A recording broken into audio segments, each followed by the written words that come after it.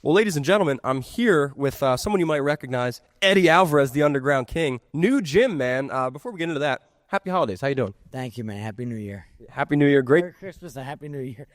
You're like one of the Philly guys I haven't met yet, a legend, so to speak. I know all the others, very long overdue, so thank you for having me into the gym. But Newtown Performance Institute, home of the Underground Kings. I want to talk about this place. It's huge, bare knuckle ring behind us. Like, just tell me a little bit about the new gym. So me and Jim Worthington, the owner of the Newtown Athletic Club, been talking about this for the last 5 years or so, about the possibility of opening a facility. And I just thought the timing was right.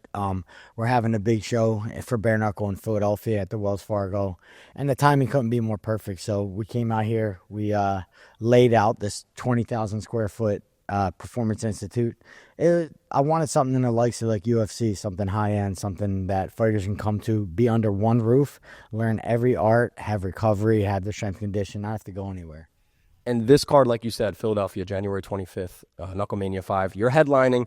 You fought in Philly before, but never Wells Fargo, and especially not headlining it. So is this special, to say the least? It's special to me just because I'd started my career 20-something years ago. And before that career even started, I had my gloves off in the streets of Philadelphia. So to come full circle, to come back to Philadelphia, no gloves, and perform in front of the Philadelphia fans, everybody in Philadelphia, the passionate fans, I'm excited. And Jeremy had a lot to say, so we're here to shut him up. And before I ask you about Jeremy, I mean, just Wells Fargo, is that pressure to defend the home city or an advantage? No, anytime you're a sports athlete and you're fighting in Philadelphia, it's a pure advantage. The spirit of the city, the spirit of the fans here kind of drive you to compete at a level that you don't even know you're capable of. So I've fought at the Leah Course 14 years ago. I walked out of the tunnel in front of that crowd, and there's a godlike feeling, and I'm looking forward to feeling that again. Jeremy Stevens, taking him on January 25th. You guys had a very heated face-off. You guys are no strangers to each other. The infamous "who the fuck is this guy" came at your guys' press conference. So, tell me about Jeremy. What are your thoughts on him? It was funny. Within 5 minutes of being in Philadelphia, he was called a dork and a dickhead. And it was pretty Philly. That's about as Philly as it gets. He came as full heel, came over here, wanted to be a full heel, say shit about the city. And I'm just lucky enough that the city chose me to go out there and kind of execute this clown and finish him out. One of the hardest hitters at 145. He certainly at least proclaimed. Self-proclaimed. I was going to say, he at least proclaims that himself. He hits harder than me, I'll say that. But how do you think that power translates coming up to 155, especially bare knuckle? It's 165, this fight. So, look, all weights have pros and cons. I think he's more of a natural 45, maybe 55-pounder. And in today's terms, I'm more of a natural 65-pounder. So he's going to have to come up. I'll be at the very top of this weight class. This is my premier weight class.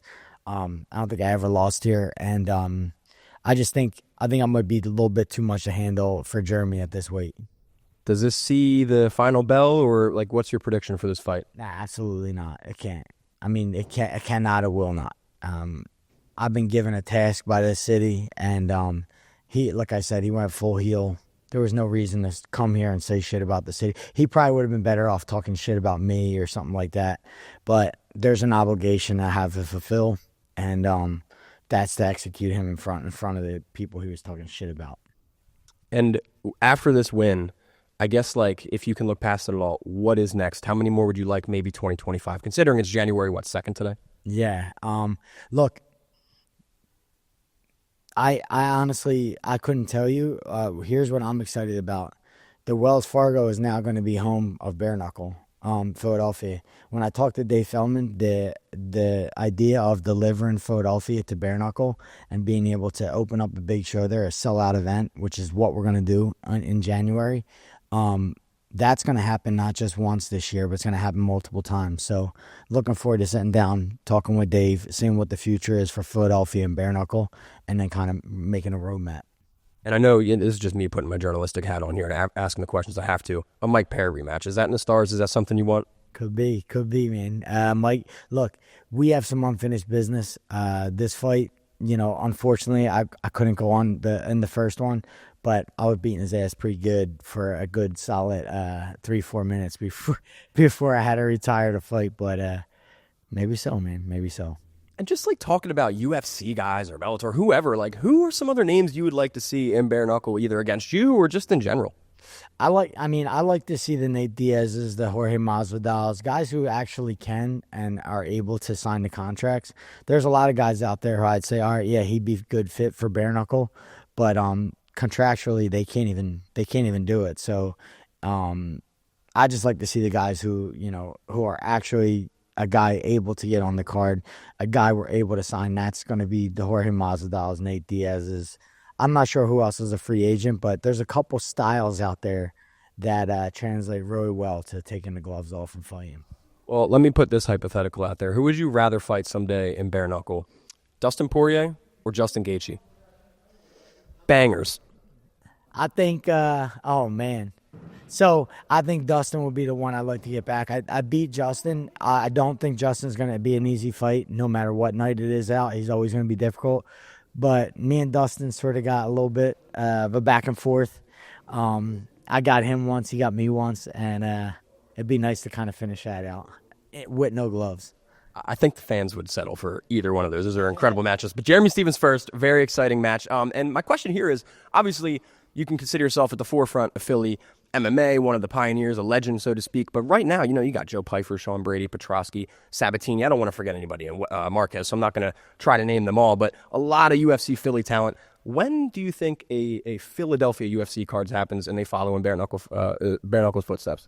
I did everything I could. I went and won the belt, begged Dana to come to Philadelphia. They didn't come to Philadelphia until after I left the promotion.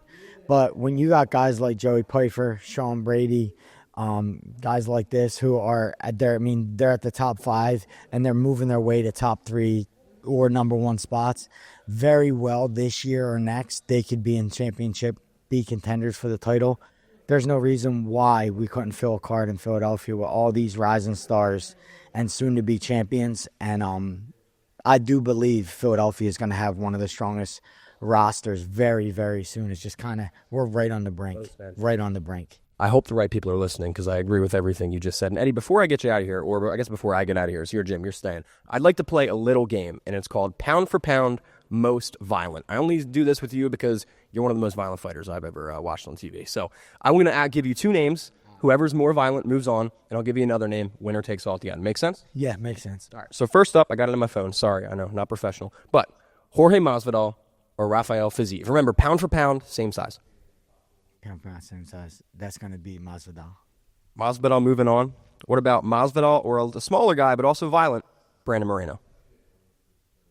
Masvidal. Masvidal or Max Holloway? Oh, man. The BMF. I'm going to go Max. What about Max or Piotr Jan? Max. Max or somebody Dustin Poirier? I'm going to go Dustin. That was a close one, I can tell. Yeah. Honestly, them guys would have to fight 5-6 times in a row for me to really make that decision. But I know the kind of dog Dustin is. He's a really tough guy to beat in them kind of dog fights. Sorry, this one's not easier. Dustin or Justin Gaethje? Damn. What are they, 1-1 against each other? Are they 1-1 against each other? Don't put that on me off the top of my head. I think so, though. Sounds about right. Let's go most violent. Most violent. I got to go. Look, I fought Justin. I beat him, and Dustin got one on me, so I got to go Dustin there. Fair enough. I respect the problem solving there. And what about Dustin Poirier or Michael Chandler? Dustin, for sure. Yeah. Michael's exciting, but Dustin's a little more violent, yeah? It's easy to be exciting. It's hard to win. Very fair point. What about Dustin Poirier or Mr. Jeremy Stephens? Dustin, for sure. Yeah, Dustin, for sure. And my last one, can the underground king Eddie Alvarez dethrone Dustin Poirier's most violent? Absolutely. Dustin knows that. He's my homie now. We talk quite often, but, man, that fight can go either way. And honestly, if he ever came over to bare knuckle and took some gloves off, that would be the kind of chaos and violence the world needs. Me and him inside a bare knuckle cage. Yeah. So pound for pound most violent, Eddie Alvarez? That's right. Always and always was there, always will be. I love it, man. And Eddie, last thing from me, obviously tons of people excited for this one. Philadelphia, around the world, bare knuckles got a big audience. Anything you'd like to say to everybody? I just want to thank the Philly fans. You guys showed up huge. The event didn't happen yet, but the first day of pre-sale, we sold 7,000 tickets before it even went on sale to the public. So we're looking forward to a sold-out event. Philadelphia showed up huge, and just you guys know out there that I'm preparing like my life depends on it, and I'm going to show up huge back for you guys. January 25th, Knuckle Mania 5. Do not miss it in Philadelphia. You're going to want to be there, and if not, check it out on TV. Eddie Alvarez, Jeremy Stevens. Can't wait. Thank you so much, sir.